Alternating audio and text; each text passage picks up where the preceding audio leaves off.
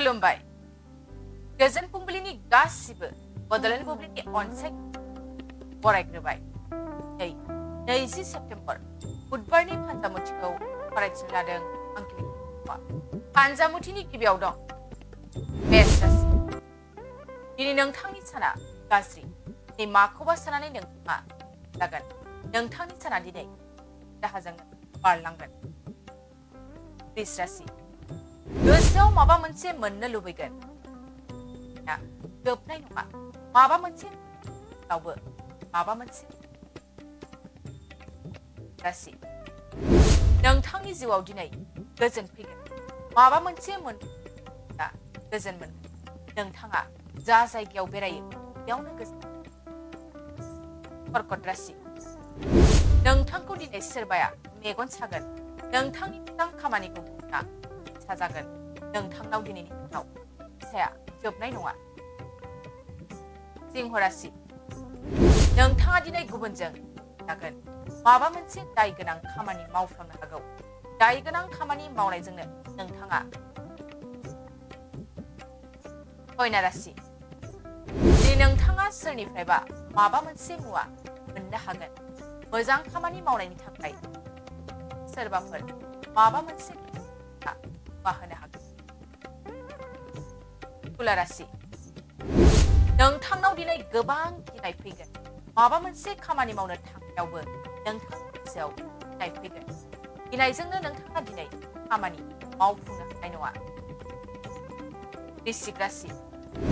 दिनै नोंथांनि गोथार सान रंजा खुसि बारलांगोन जायगायाव थांब्ला दिनै नोंथाङा गोजोन खुसि जानानै धनु राशि दिनै नोंथाङा गोसोआव गोबां साननायफ्रा फेलें जायोब्ला गोसोआव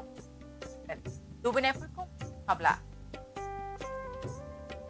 मकर राशि नोंथाङा दिनै गोबां धोन बेफार फालांगिफोर मावोब्ला मुलाम्फा जागोन दिनैनि साना नोंथांनि थाखाय मोजां जागोन कुम्भ राशि नोंथांनि न'खराव दिनै गेदेर फुजा होनांगौ फुजा होयोब्ला नोंनाव गोजोन फुजा होयोब्ला नोंथाङा दिनै खामानिफ्राव जाफुंनो हागोन मीन राशि दिनै नोंथांनि खामानिफ्राव गोबां हागौ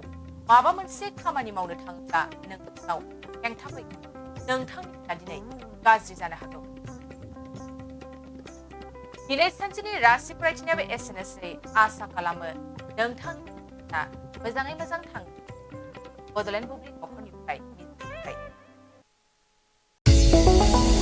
चिराङाव सावस्रि सिबिथायनि थाखाय मोनसे मोजां फाहामथायनि राहाखौ लानानै फैदों एसटी क्लिनिकआ आथिखालाव सुबुंनि देहायाव नुजाथिबाय थानाय डायबिटिस बेरामनि थाखाय मोजां फाहामथाय होयो एसटी क्लिनिकआ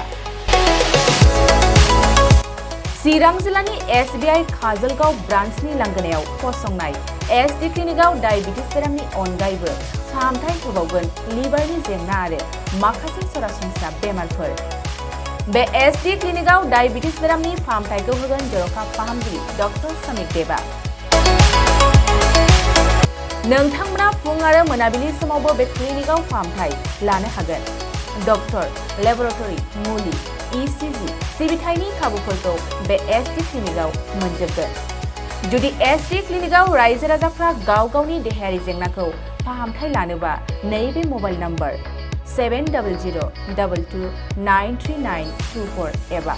9954687226 आव थोंजों मुं थिसननो हागोन